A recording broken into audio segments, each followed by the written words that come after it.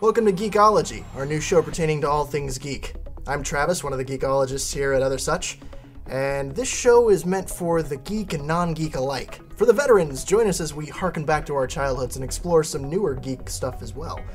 For the noobs, think of this like Geek Cliff Notes, or Geek Notes. Damn, that's a good title. Today we're going to explore the origins of the geek.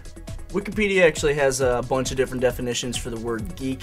The one that we're most inclined, I guess, to like follow or whatever is like a person that has a devotion to something that kind of sets him or her outside of the mainstream. Geeks have actually been around since like the medieval times, but the ones that we're more likely to relate to today have only really been around for the century, and back then geeks were more related, or the term geek was used for the carnies that kind of bit off heads of chickens, because back then that was like the Game Boy.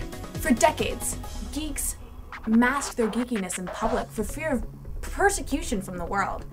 They sat in their basements reading sci-fi fantasy novels, studying computer science, reading comic books, and watching old Star Trek reruns. But on May 25th, 1977, all of that changed. It was a little movie that the industry didn't expect to do much business, but to the surprise of pretty much everyone, Star Wars found its audience.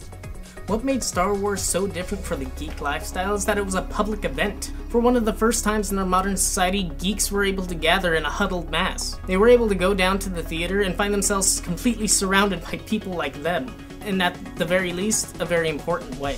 So Star Wars actually got all the geeks to finally come out of the basement. Everybody kind of got together with each other, you know, and we're like talking about different stuff, and finally didn't have anything to hide anymore, didn't have anything to be ashamed of. And you got to have debates and nitpick and, you know, have stupid little arguments about, you know, who shot first between Han and Greedo, and who, you know, like would win in a fight between a Wookiee and a Vulcan. So, you know, wrapping all that up, that's what we believe is Star Wars is the root of all geekdom.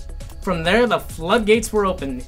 Geeks' love for things like Star Trek, Lord of the Rings, D&D exploded to new heights. And that was just the beginning. Sci-fi, both books and movies. Comics, DC, Marvel, Dark Horse, Image. Computers and video games. Harry Potter. Doctor Who. Anime! The list goes on and on. What we need to know from you is what you'd like to see on this show. So leave us a video response or comment below and tell us what you'd like us to cover. We're also trying to get like a more accurate definition of the word geek, so if you guys have any thoughts about that, or you actually want to like go to dictionary.com and look that up, go for it.